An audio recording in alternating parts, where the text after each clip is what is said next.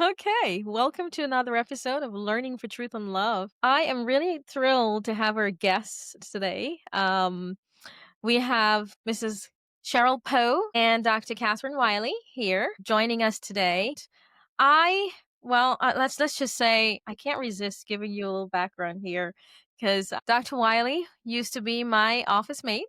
We used to share an office, which was awesome. But I am going to ask you guys to start by introducing yourselves. So please tell us about yourself before we get started and talking about your amazing work. Oh, you wanna go first?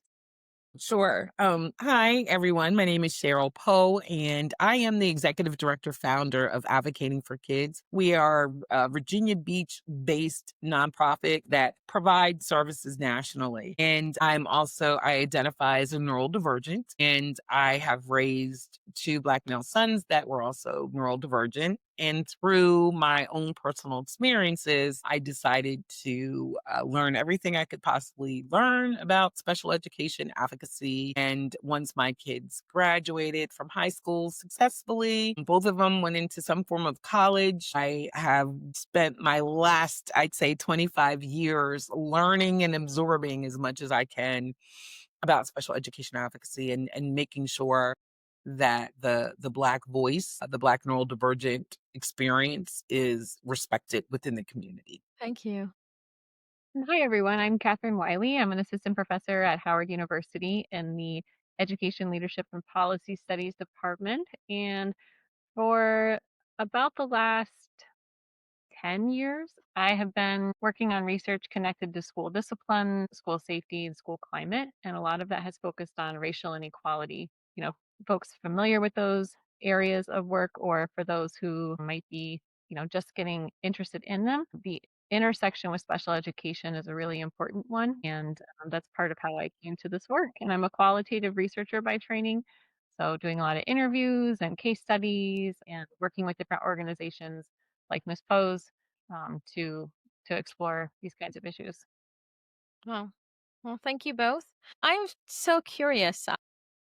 Well, for the audience who are not familiar with what neurodivergent means, Cheryl, could you just explain what that is?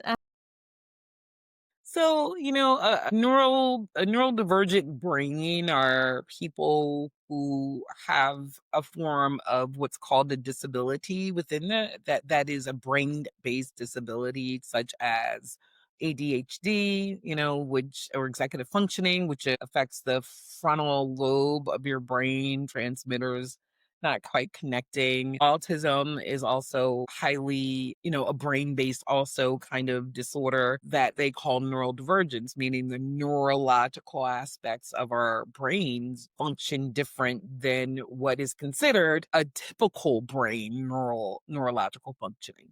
Instead of saying a person with a disability, again, our language in our policies and things haven't caught up. But referring to yourself as a neurodivergent just acknowledges that the way that you process information and think and function in this world is different Mm-hmm. than neurotypical. Okay. Same thing as saying that you have a disability. I think it's just a more accurate description of what's going on with you. Okay. Awesome. Was there anything else you wanted to add, Catherine? No. So I'm curious. I'm so curious about this new report you guys did that came out sharing your findings for your research. But before you do that, considering that they're neurodivergent kids from so many different backgrounds, I'm so curious why advocate for kids in terms of your focus is on Black kids. Why is that important? And why this work even though people advocate for neurodivergent kids in general? Um Well, as a America's racist, we have to be honest about that. You know, uh, let's be honest about where we are in our society.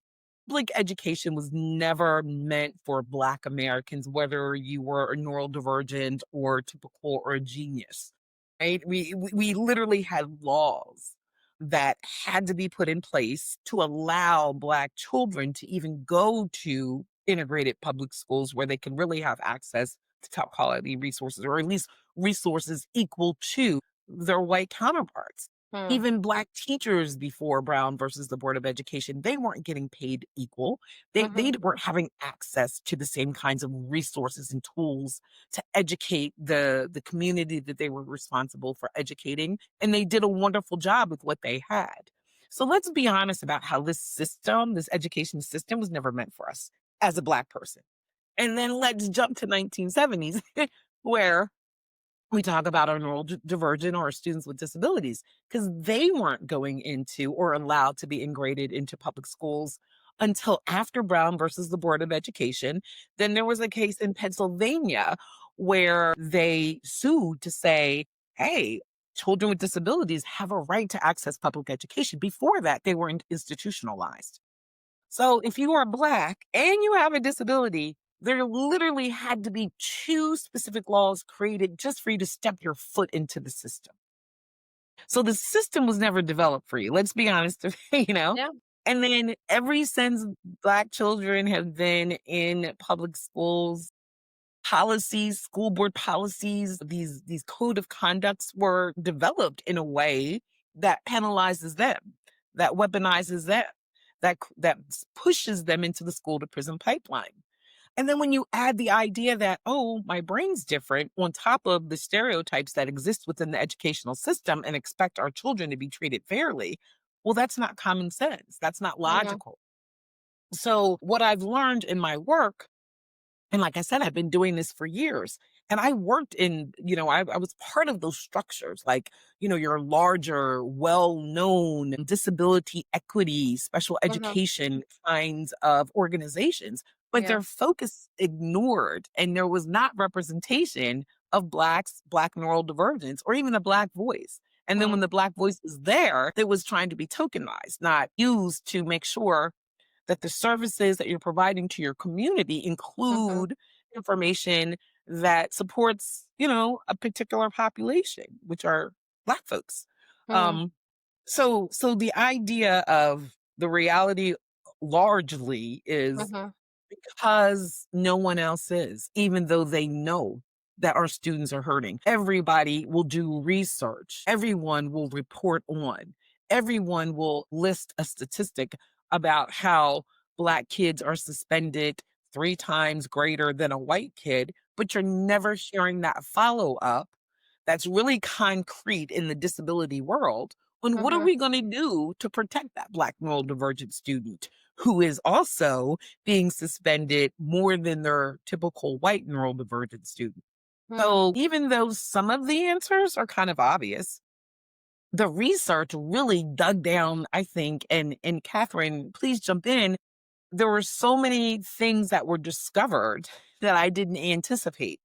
So for me, that's extremely exciting that, like, of Mhm. course, the typical things were there. Racism. The parents believe they faced racism. The parents believe that they were intimidated, those kinds of pieces. But there was so much more rich information about the processes and what they believed they needed to support them Mm. that was exciting to me. So I know the reason why the research is being done is because as a Black neurodivergent, somebody that had an IEP growing up, our voice needs to be respected equally to the white organizations.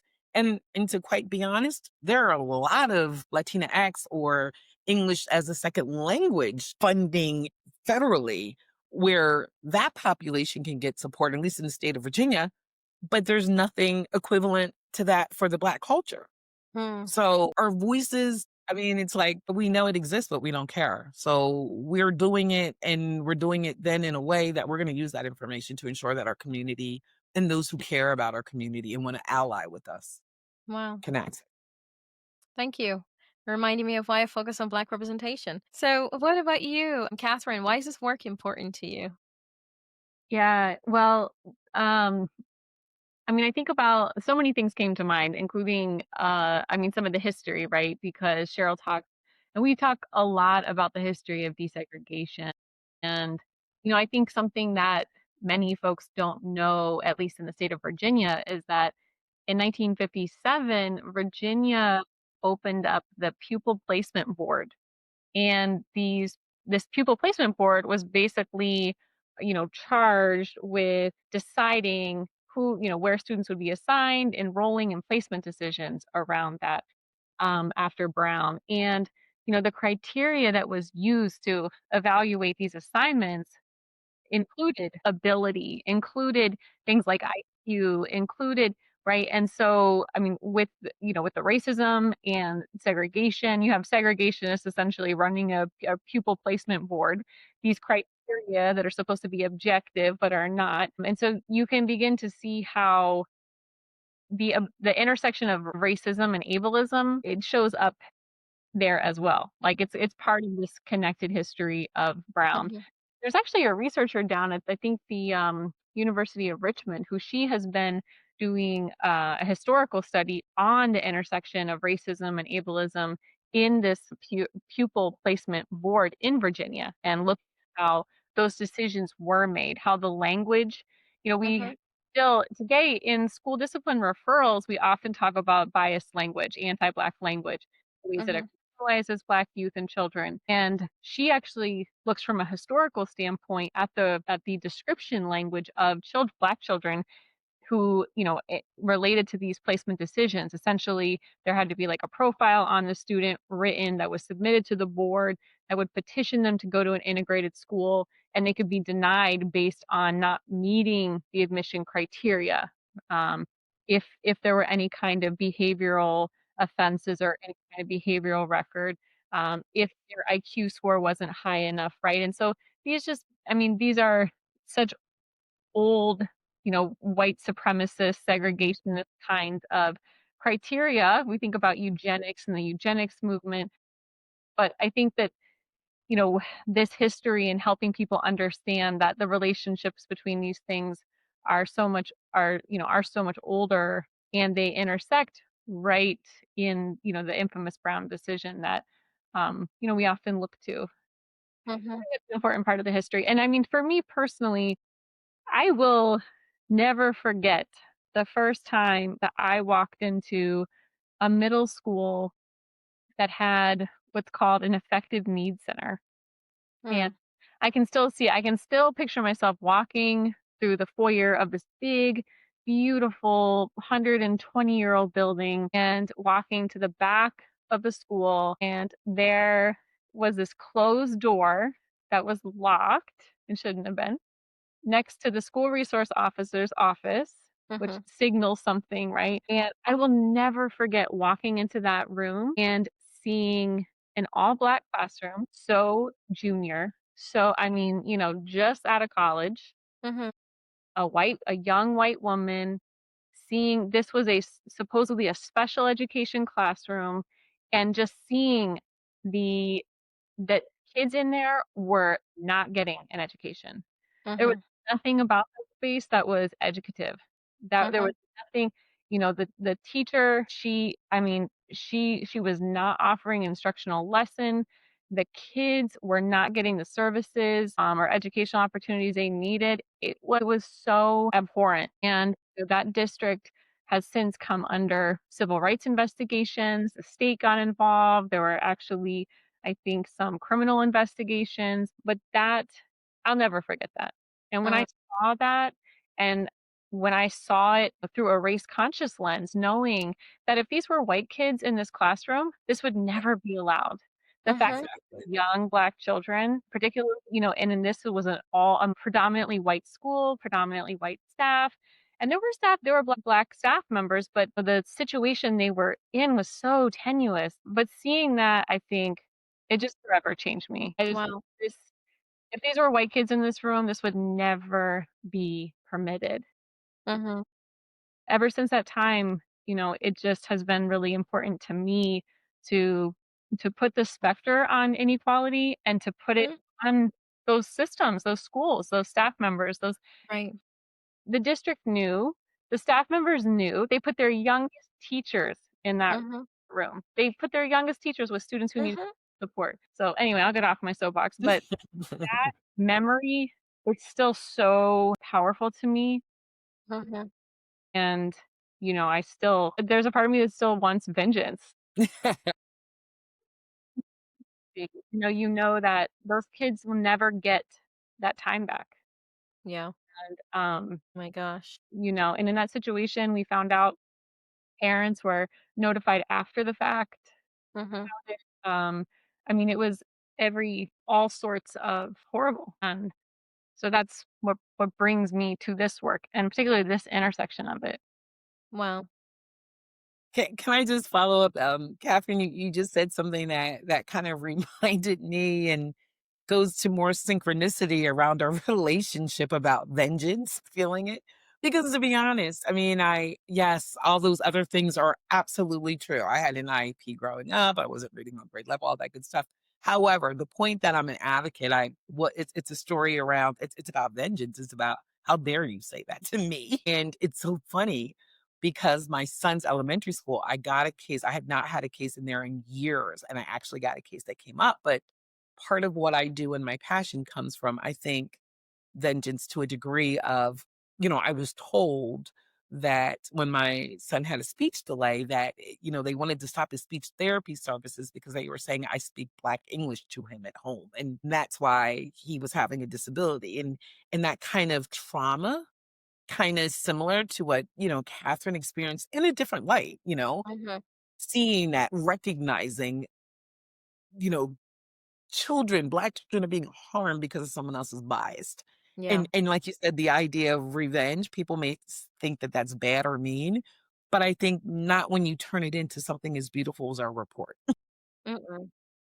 Well, right? Because it is a form of revenge. It's like, It is. don't say that to anybody else again. wow. Or justice, right? Because, it's I want to point this out too because, I have segued into looking at work on what we call motivated thinking. And so I think there are people who would like to see this as revenge, right? To turn it into something negative, to take away the humanistic aspect, right? Because and I know Catherine, you call it a race conscious. I think, you're being human there too, right? You're being human. You're someone who is connected to someone else's humanity, right? And you look at it and you realize, wow, if this was somebody who looked like me, if it's somebody who was white, this wouldn't happen. And you hit it on the nail there. This is why this is important. And I've seen this repeatedly too. If this was somebody who was white, you wouldn't have to go after this. And what I find so amazing is the fact that people still think that they fooled everyone into thinking that this is fair, right? That this was created without bias. It's like, what a joke, right? What a Right. joke. And who would ever think of that? I mean, you're talking about, and it's fascinating too, because when you look back in history, even before 1607, we were in this, I think it was 1606, I have to check the date. It was definitely before 1609. We were in a similar place here, right? We're in a very similar place to where we are now, even though and when I talk about, I'm not talking necessarily about the educational piece. I'm talking about happenings that people are so surprised by, right? Because we pretend that we pretend that we're in an environment that's fair, right? Because that's a narrative we like to give. But before I get into, I'm so curious about your report. So, how did you guys meet? How do you come to be working together on this awesome project? Catherine, you go ahead and share. Story are, Yes. we came together. It really probably has been okay. So I just started my fourth year here at Howard. And I think, had one of our very first conversations the first year that I was here. And by here, I mean I had moved from Denver, Colorado. I'm originally from Dayton, Ohio, and I lived out west for a while, and then I moved here in 2022. And we're part of a national school discipline. It's called the Federal School Discipline and Climate Coalition. It's a great organization. They've got some good resources on their website. They bring together civil rights advocates, lawyers, et cetera, to talk about issues, really prioritizing Black and Brown children and civil rights issues in schools around discipline. So, and special education. And so we were on this call together, and I had just moved to Virginia. And Catherine, one of the things you and I have talked about is over over my time, I've really enjoyed doing really action research projects because you can't just do research and observe it. I really believe that that the the power and privilege that you have in documenting something means you have to do something with it. Um, so, you know, I really been that's the kind of work that I like to do. So we were on this call together, and I think Cheryl had said something like, "Oh, I'm in Virginia," and I was like, "Oh my God, I'm in Virginia," because I am from Ohio. And Ohio, you just talk to everybody, and like once you find a connecting point, you want to meet everyone, and so I think I put in the chat like, "Oh, I'd love to get to know you," and then I'll let Cheryl take it from here. But Yeah, it was, well, definitely fate. We were meant to meet. And it, like, all of that, and then we just started, and then she reached out and she said where she was and what she did, and I was like, "Oh, this is who I am. I'm in Virginia. Mhm. These are," and I think I pitched like, "These are concerns that we have here in Virginia, Mhm. blah blah blah blah blah." And then it came up, I don't even know, like, it was the research committee at the time that we were having the meeting. That's what it was. So that within that research committee, you guys were all talking about possible research subjects, I think.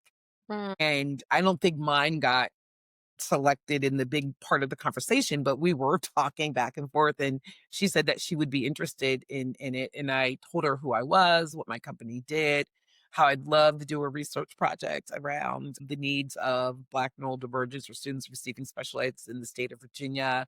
I had Mhm. shared with her that there were some other research reports that other organizations had done, but they weren't really doing anything around it. And within advocating for kids, I really wanted to be able to have like good factual data, research Mhm. based information to develop a curriculum that was specific for people that look like me, called Mm. Advocating While Black, because it's an experience and it's a statement too. You got driving yeah, while black, all this. And I love the one book from the professor, Learning While Black, I think it was, out of Ohio. I can't think of her name now, doctor, whatever. But so that's kind of how the conversation started. So Kathryn, so we worked on our first research kind of summary where she looked at all the research that had been already kind of collected around the needs of students overall with special education in Virginia, but also Black students. Virginia, too, at the time was still under federal monitoring because they were having some issues with the special education program Mm. overall. And then, Mhm. of course, when they fix it, they only fix it from a white lens. So that's Mhm. another piece of why I was like, ooh, if you could work with her, that would be wonderful. Mhm. And then from there, after she did the first report, I was able to secure some grants to make it even bigger. So we got some funding initially from Dignities in School to kind of start the process. Then we got a really nice grant from Nickel, which is, I was, tell me the full, what is it? They're going to get me. You got to say the right name. yeah. National Youth.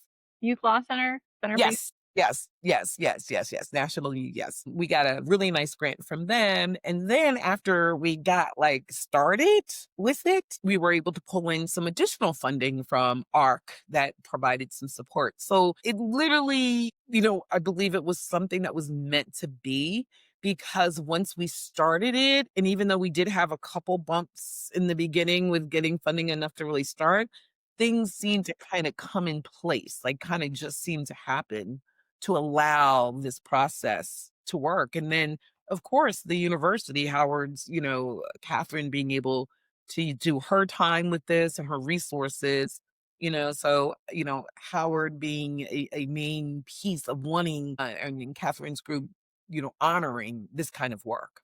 So Mhm. that's kind of how it happened, right? It was wonderful. It is. Over the last 2 years, it's been we've really been able to nurture a lot of different things through it. Um, for example, I mean, Cheryl and I have written either op-eds and I think the 74 million it was Yeah. published, Mhm. spoken on different podcasts about to raise the issue, that Black parents confront these dynamics, biases around race and special education and ableism in Mhm. in advocacy and in the special education process. Mhm. So being able to share it for even prior to our research findings, just being able to share and uplift these issues as they exist, so through these different avenues. And then with the research report, which we really just finally got drafted, drafted our findings, we sent out to some peer reviewers that we know, some faculty members and advocates who work in this space. And, we've been able to share it to different audiences. And we have a team of 4 students and former current and former students at Howard. We have an ODU, Old Dominion University student working on this. And each of those students has been touched and impacted by this process. And Mhm. that has been so beautiful to see also. So Wow. it's really been, I think, a it's really nurtured a lot of awareness and opportunity, through the report itself and the work focused on Black parents and Cheryl's, the workshops that have been held in that regard. Yes. The students, Black young, junior Black scholars who are coming up through this work professionally, and I think the broader awareness around it. So it's really been this kind of creation that, has, I think, touched a lot of people. Yeah. Wow. Yeah. I had no idea it would be so, powerful in so many ways and the interest. Mhm. I was on a podcast the other day and it was with a white male and I've known him for a long time and he Mhm. asked me and he's like, I noticed your work is been more focused on the needs of the black student, like kind of what changed because I think I was race neutral before. And I feel that, you know, my response is because I realize being race neutral hurts my community. It doesn't allow for me to then do projects like this and center a weakness and a need that is so great. Wow. And I think that this research builds on my confidence of making that decision too. Mhm. But, I think for me, when we did our launch, you're talking about the launch we did, and it was around the executive summary, and that Mhm. was hosted here in Norfolk by a company called Black Brand, an organization.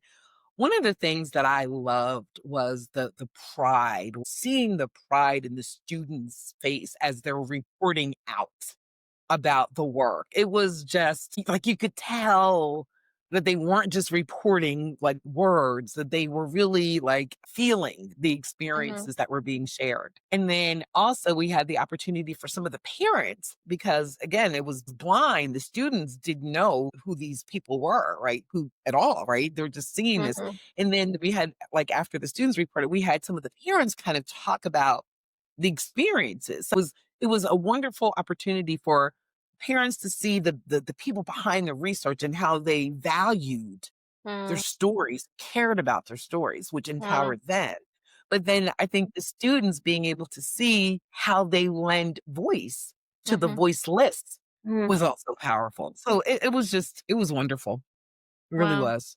That's awesome. So, Kathryn, I'm curious. I know you said, was this part of an action research? Can you tell us a little bit about the research side of things? And, if you do the research Yeah, yeah. aspect in terms of data collection, or academicians are interested.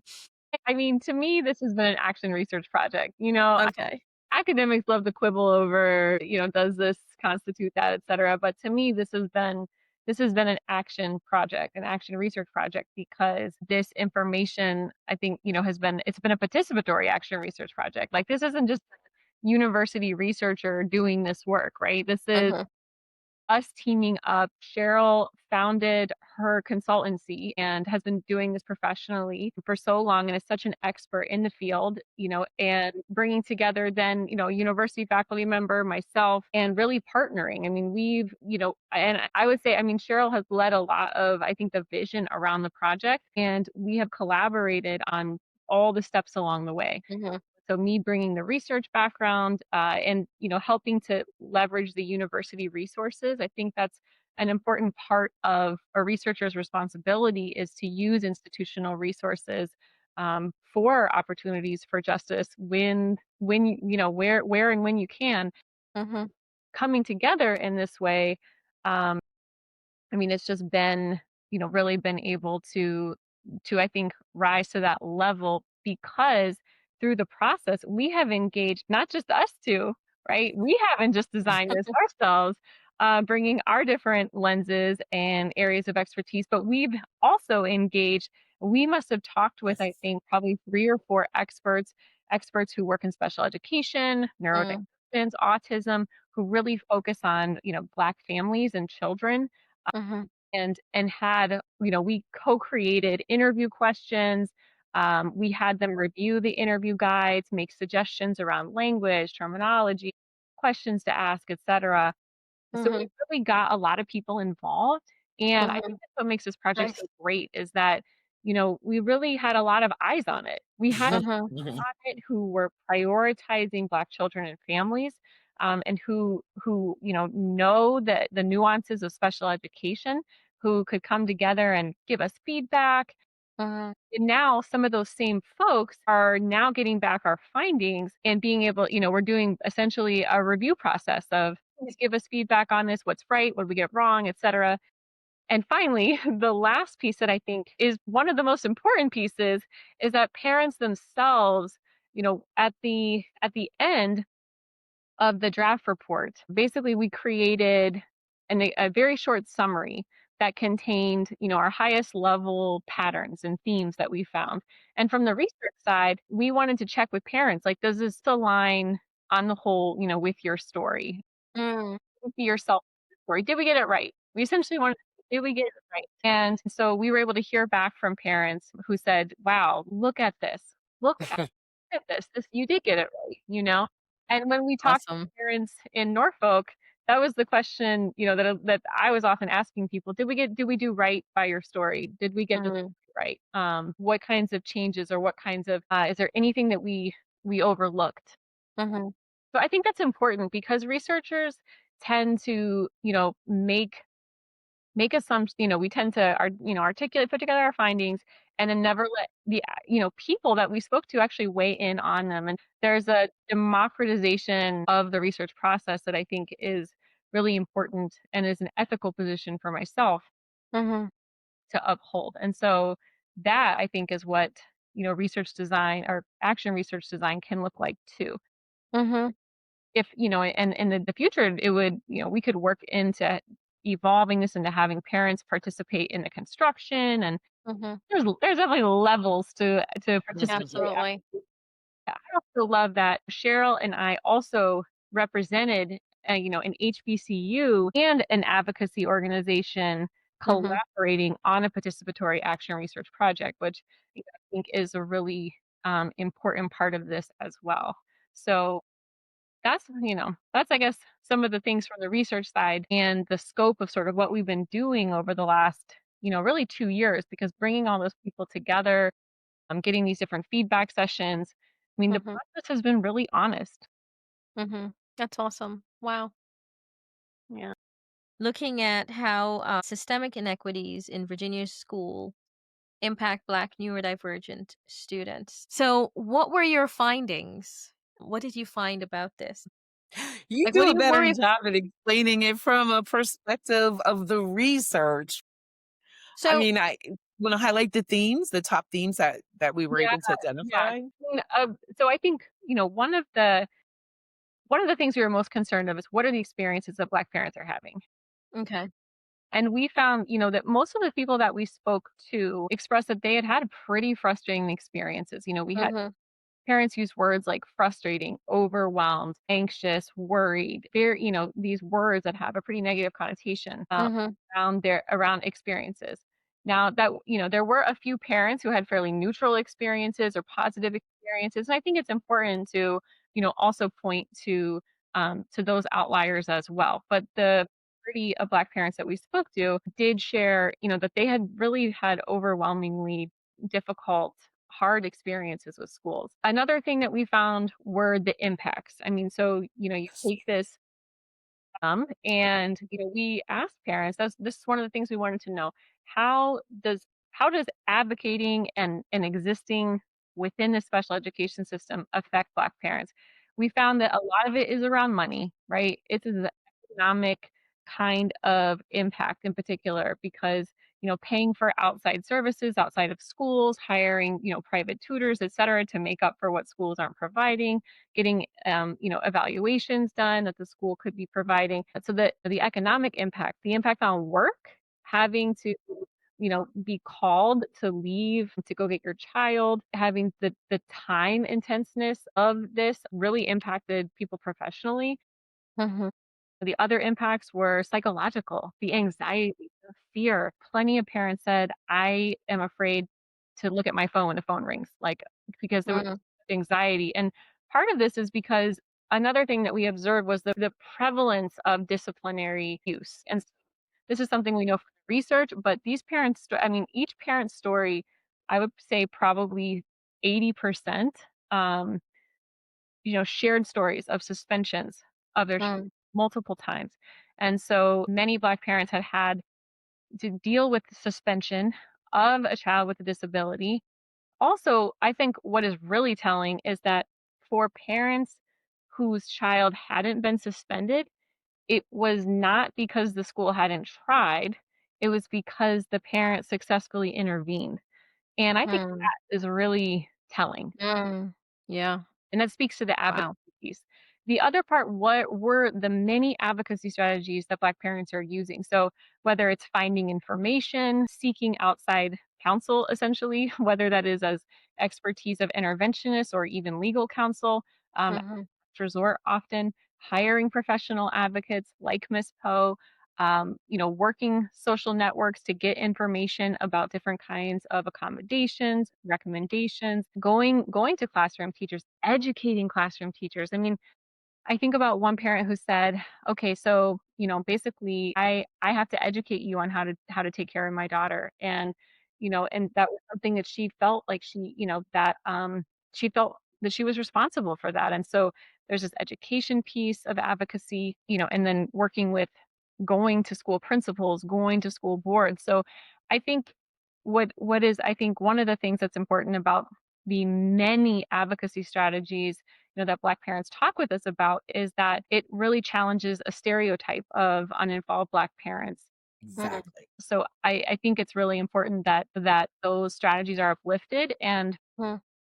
for me, thinking about this in a race conscious way, I think about the white administrators and school teachers who need to understand that Black parents are using advocacy strategies with that, in those interactions, and that that's white staff members in schools can better inform themselves about how to support Black parents who are advocating in all these different ways, and making sure that white administrators and classroom teachers recognize that for what it is when it's happening. Wow. So we Instead Wow. of being we demonized Mhm. and their advocacy being weaponized, especially, one of the things that I love too, Catherine, that you talked about and that our report represents. I mean, we had like couples.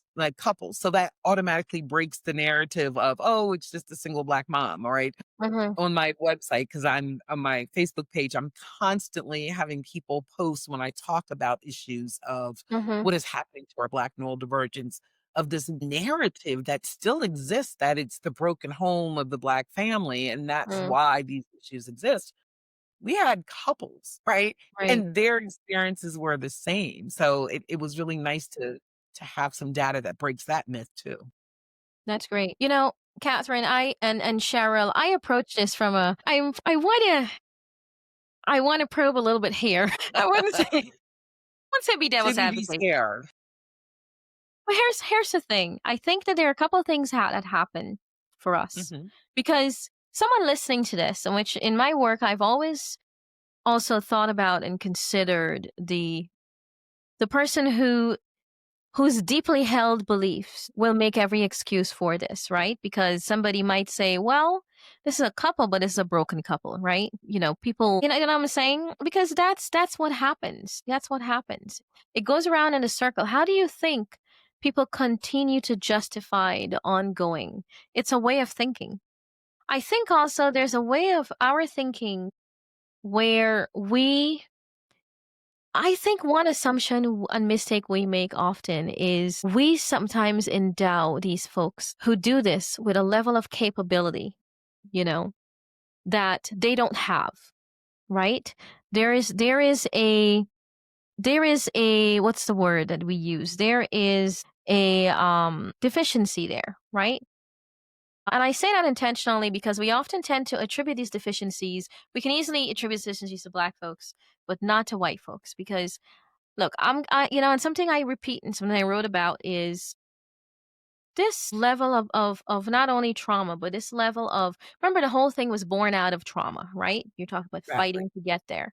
But this level of trauma, this level of dislike, this level of hatred, this level of whatever is not born out of something positive, right?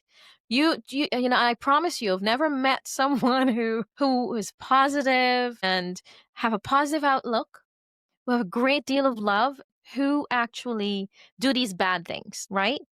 There's a lot of negative personally happening. That's not to excuse it. I say that because it's important to situate it in the person who thinks, for example, they're racially neutral, right? Because I had a conversation with someone who said during the things that were going on, it was like, well, cops are not like this because X, Y, Z. I was like, well, and I said, you know what, let me escape into this person's world. Which ones are you referring to? Well, like the ones who lived in my neighborhood was like, oh right, you're all white neighborhood. Well, let's reframe this.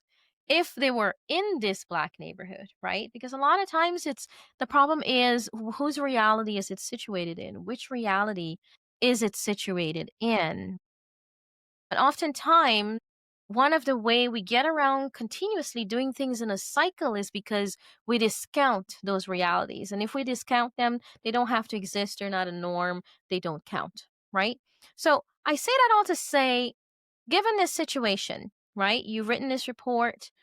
You have these results. I have two questions here. What is the nature of the type of predispositions that those who are whatever empower the leaders, whoever, with the schools, those who can make this happen, what kind of predisposition would they need to have? Let's talk about character here, all right? Because we talk a lot about results, we talk about this effect. I mean, in the end, it boils down to character, because people will do people can make what happen what they want to make happen. And if they were predominant white students, this wouldn't happen like this, right?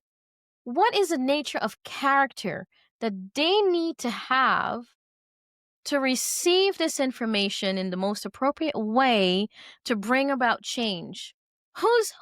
What's the character that brings about this type of change, right? Hmm. And And what's the character that doesn't? that's a heavily loaded question, and I want to address it in two parts. Okay. So, this is like an exploratory kind of theoretical question. But Yeah. the reality for me, at least, is being a partnership in this research is I know I can use that information to train my parents or train Black parents or give Black community resources that they don't have. Right. Like what? So it's not even about changing the reality of those who have had forever to change that reality. Okay. It's like I'm not begging, I'm not asking to sit at your table anymore. I'm not asking you to be anti-racist anymore. I'm not asking you to consider the voices of a population who you already know is most harmed. Instead, I have a resource now that I can use for my community. So my community is no longer the statistical norm of everything negative. So that was my lens, to be honest, Okay. going into this. But I Yeah, will have to I admit, understand. I have to admit that what you're saying has value from a perspective of what I've learned since then, especially when we did the whole presentation, that there's actually more to this report than just that. Mm-hmm. I really came from it from a perspective. I want to teach parents. I want to teach Black advocates. Okay. I want to retire. I want to have like 1,000 posts, But now everyone going through all this and with Kathryn's guidance and support and information and all the feedback that we've gotten, like I said, at our event, we had, directors of special education for big school districts there, like two of them there. And one of the things that I didn't realize, which goes to the other part of your question, is how do we get those in education that are making policies, that are giving state money to nonprofits that are supposed to be educating the public, but are only focusing on black and or only focusing on white parents. How do we get them to use this report as a symbol that they failed the Mm, Virginia Black Neural community and have to reset and think about what your priorities are to us? That is a question that I don't even want to have to tackle. I don't think I need to have to figure out what they need to buy mm, into this. yeah. But I get that other people are like, "No, you got to. We gotta get it to the people that need to understand." So, for me, it's like, why try? They know this Mm, information. I'd rather get into the hands of the parents, into educators that want to change, right? There's a piece in this that I didn't recognize that if we can get as part of professional development, as into any kind of academic training of general education teachers or special education teachers, that could be where we see a shift. Because if you have the knowledge about this is this experience and just shifting a little bit by doing this, you can reduce that harm caused to Black neurodivergent families. Why wouldn't you do it? So I don't know if I answered your question, but that's kind of how I see it. And I know there's a piece where awesome. you got to have your legislators and all those involved. But Yeah. my thing is they knew. And one more piece. This time too, like the cycle, this time is extremely powerful though, Mm, because the way that Trump has dismantled public education as we rebuild it, right? I'm feeling that this is something that we have to make sure is honored, because for so long, and I can tell you, I've been in those organizations when we push to address the needs of the Black neurodivergent, especially in IDEA or in other policies, we're always told, oh, this isn't a good time. Oh, we're scared of creating bad law. No, no, no. All of these excuses, right? So now it's like, you know what? We don't need you. We're just going to do it. And if the parents are well trained and can do it themselves and they can lobby together and we develop our own table and we take care of our own, I feel that that is where we're at this point. well, and I appreciate that. And I think I would say a couple of things. I mean, I love this question and all the things that you like kind of laid out for us, Catherine, and ways to think about this. And I guess what I would add is that, I see what you're saying about assuming expertise that is not there. And it makes me think about teacher education programs and that oftentimes it's only one class that a teacher might get on special education, one Mm, class on classroom management, right? I think there's probably so much work to be done on mm, on the preparation side of this.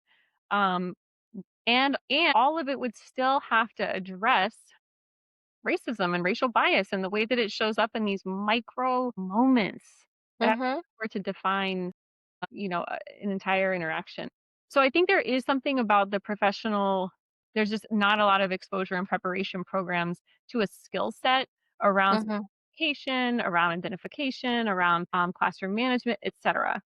mhm, And I think there is a lot of there I mean, I just think back to interactions I saw in classrooms when I was, sitting and observing in the back of classrooms, what I would see. And there is so much about those tiny moments that I think educators, and particularly white educators, I would ask them, I would say this.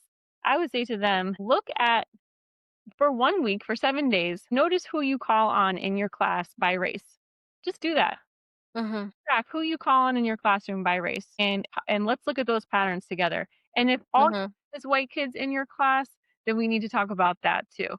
And there are these ways that I firsthand saw all the time, these moments, where that bias would come through, where a black child would be so eager to answer a question in class, and that teacher would not even look a second at them, and would mm, call on a white child. And so, I mean, yes, there's professional expertise that's not there, but there's so much of this that is baked into white mindset, whiteness, white ideology, just the way that my people, are socialized to overlook, to not recognize.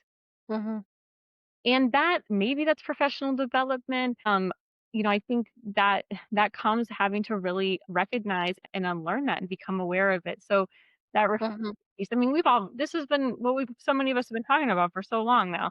Yeah. Piece that I definitely want to address too is that I ultimately think that character is the convenient scapegoat. Mm. I was thinking that too. Thank you. Absolutely. As much as, I like that, "Oh, people are good people," I really do believe, and I think good amount of social psychology would stand with me on this, that Mhm. people are the product of nature and nurture. Mm. It's not character. Yes, maybe some of us are more inclined to have, a certain, the big 5 personality traits or something, although I've heard those are not very reliable. What White about centered. There morality? was a white lens that developed it. Let's just make sure we had that. Is a scapegoat. I think that the maybe morality, but I'm sure there are this might get me in hot water. I'm sure there are some very, sort of high self-appraising moral white people who participate in anti-black racism all day. Every day. Mm. Morality, I don't know. But what I Okay. do think matters is political power. And Mm. I think matters. And so that's why I definitely agree with Cheryl that, the goal of getting this information in the hands of parents who can advocate for themselves. And I think specifically to Black parents, but also when I think about like my own people, I think about white people in school buildings who witness injustice and are silent. We have our own organizing and speaking out and allying and to be learning about and to be doing about building political power in a building because oftentimes, what I saw in that effective needs center that I walked into, that the fact that they had the youngest, most junior teacher in that classroom also meant that she was probably the least empowered in their school hierarchy Mhm. to actually say, Yeah. "This is wrong," 'cause she was Mhm. Mhm. fired, right? Yep. Right. When you talk about, like, the economic intersection of this, Mhm. have to learn how to build power to challenge civil rights injustice, in their school buildings, in Mhm. school districts, because many times we are privy to rooms that are locked and can see things that others cannot and that, Black parents may not know about. And so I think that's an important piece too. So I do think it comes back to political power. Political pressure moves things. Community organizing groups who have been fighting this fight are an example of that. Mm.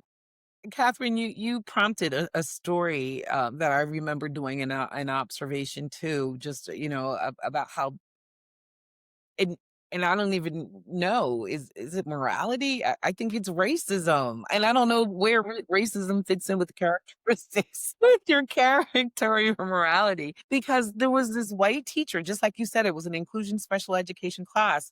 2 white teachers, general ed, special ed.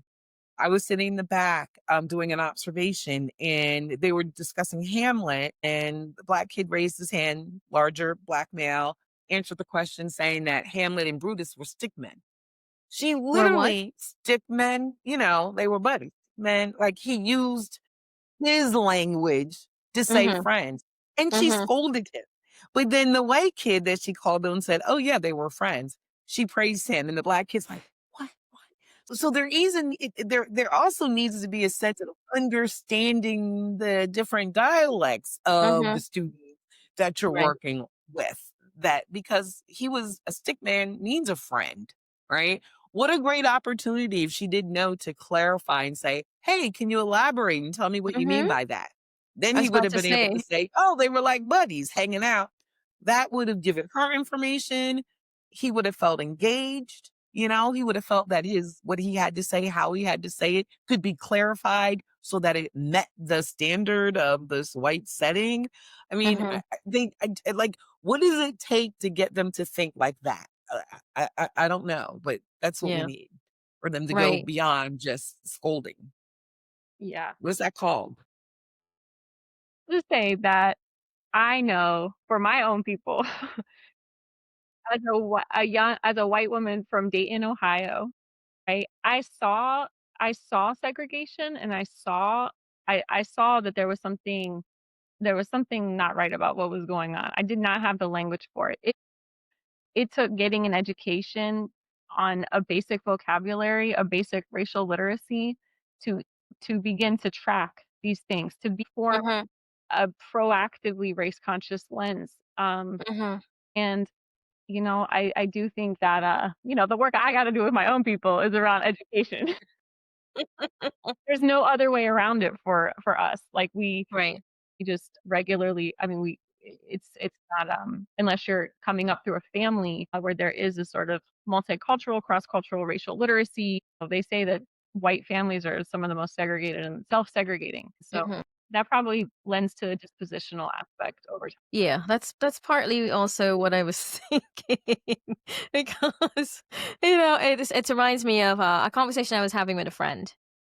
I've had several white female friends who a lot of times I see how they're treated by their brothers, for example, right? And I look at them and I say, "Wow, if your brother's treating you like that, what hope do I have in this world as a black woman?" And one of my friends said, "No, he's afraid of the law." And so I thought, wow. So the only thing that separates, you know, that behavior from that, even towards me, is the fact that there is a law protecting me from evil, right? What happens if this law goes? So will everything fall apart? Will morality, everything just fall apart? Yes.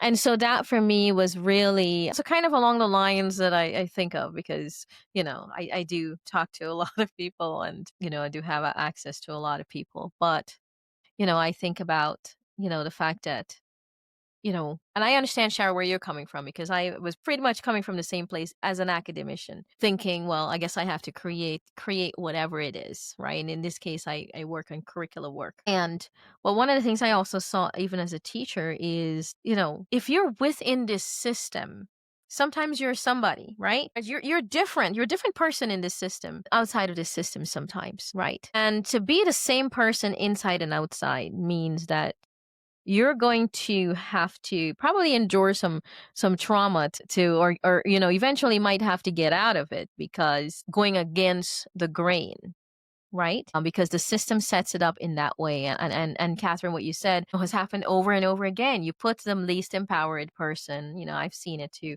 put least experienced and empowered person in that position because, they're least likely to be to speak up, right? You're least likely to have the courage at the time, right? Especially when you're young and things like that.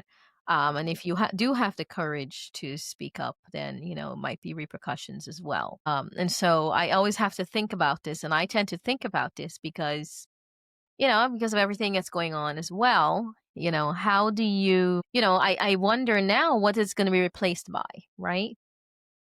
What's replacing it? Something that resembles something that, resembles the past and the present kind of thing. Like what Yes. kind of I mean, really, predisposition? the way that it's moving, it is going to the past. Giving funding for private schools, white flight, again, even though it's been happening all along, it's going to happen even more so. The idea of how the U.S. Department of Education has been gutted does limit protections that Black neurodivergence really were counting on through Office of Civil Rights to make sure that those kinds of things were covered. I too fear what it'll look like this time next year with how IDEA is being manipulated and used as a power play in this current administration. However, I go back to the idea of Black people, in my opinion, need to stop depending on the systems to determine how our children are going to be educated, right? So we know all this stuff is coming and happening. What are we doing now to prepare for it? And I think this research is a very viable option because even part of when we did our presentation, Black families are starting to say homeschooling is an option that I can consider, right? You know, co-ops are options that we can start considering. So even like I just see a connection around actually what is happening now with the US Department of Education, what things may not be available for our families, what we already know is an issue, and opting out is an option. But then also pushing back in is also an option once you have what you know you need. Because they can't get rid of IDEA. Trump cannot get rid of IDEA without going through Congress. And I don't believe Congress is ever going to allow that to happen. So as long as the parents know what their regulatory rights are and they're not scared of using those particular rights, sorry about that. It's we just gotta be creative. Mhm. Be creative. If we know money's gonna be available for private schools, then we need to develop private schools here too for us that represent our needs. Like in Virginia, where I live, there's not all of the schools that are big private schools, they're not run with a Black lens. They're not even well integrated. I mean, to be Mhm. honest, they're Yeah. very segregated. I think we have one school that Pharrell's done in Norfolk, and I don't think he takes special ed kids. I'm Mm. not sure about that. Mm. So I think it's an opportunity for the community to go back to, like the Panthers idea.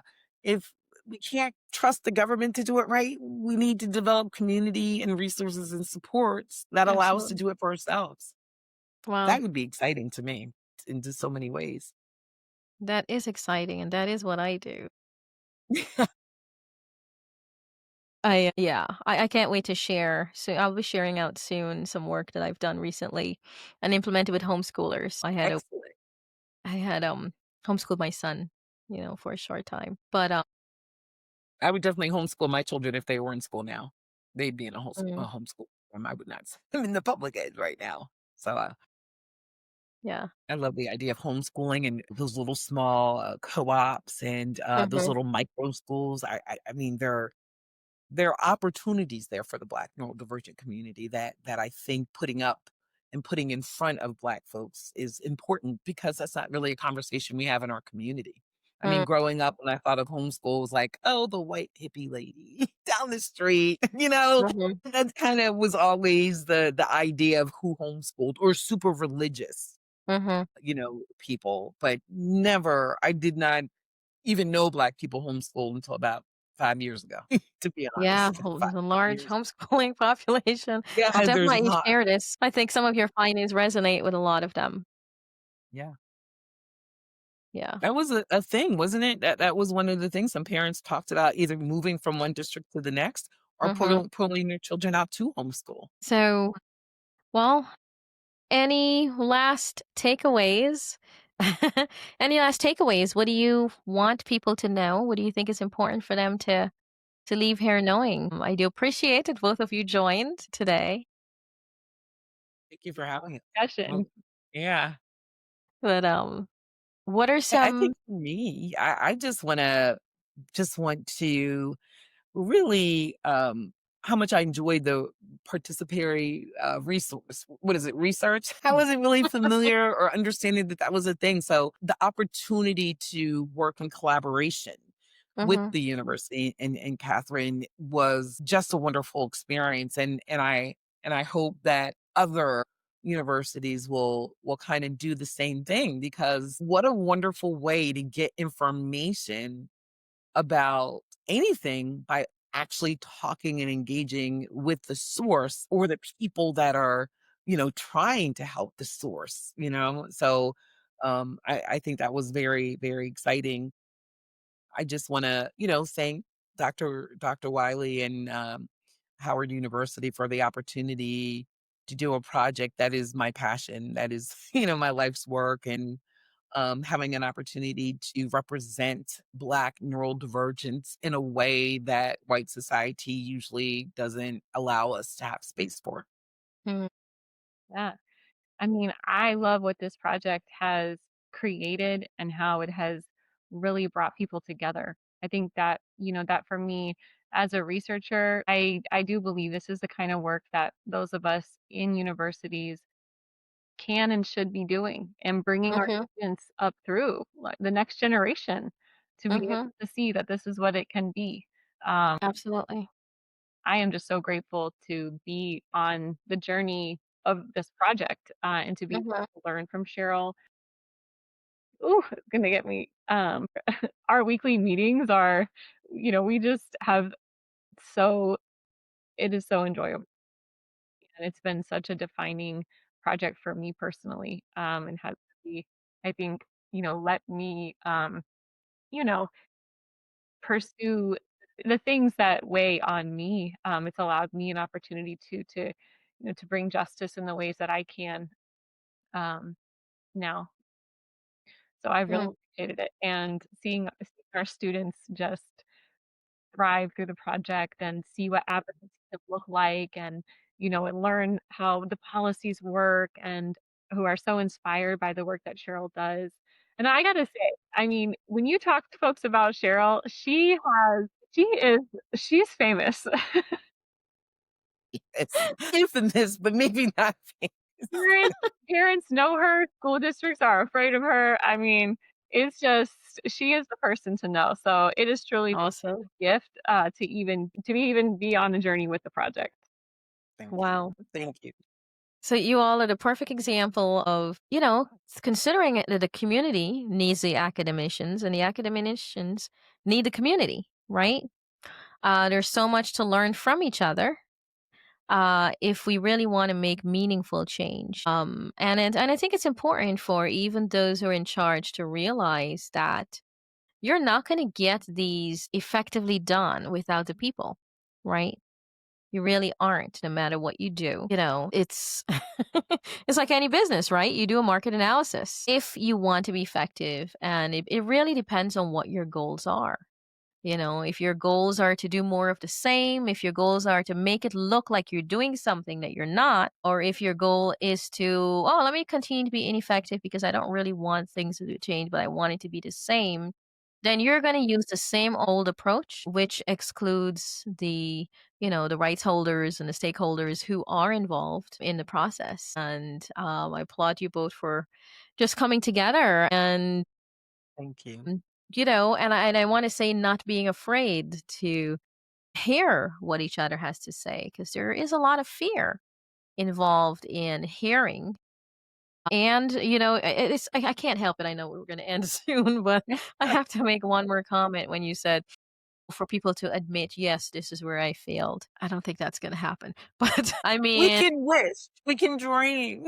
there's a great deal of fear with shame, right? And failure usually and shame are very synonymous. And oftentimes, the antidote is the opposite. They'll have to have the courage to involve you, and not use fear as an excuse to make nothing happen, right? It's Look, I know this is not meant to be religious, but I keep coming back to this. I always used to think, I wonder why does the book of Revelation say, the fearful will will burn or whatever? And I started real, oh, that's what happens. That's what happens. The cowardly, that's the word they use, the cowardly. And the cowardice really does a lot of damage, doesn't it? And what shouldn't be used as an excuse. But anything else to add before I end? I mean, that Thank you. yes, this is a time, yes, that really resonates. Yes. So thank you, Catherine, Dr. Quinlan.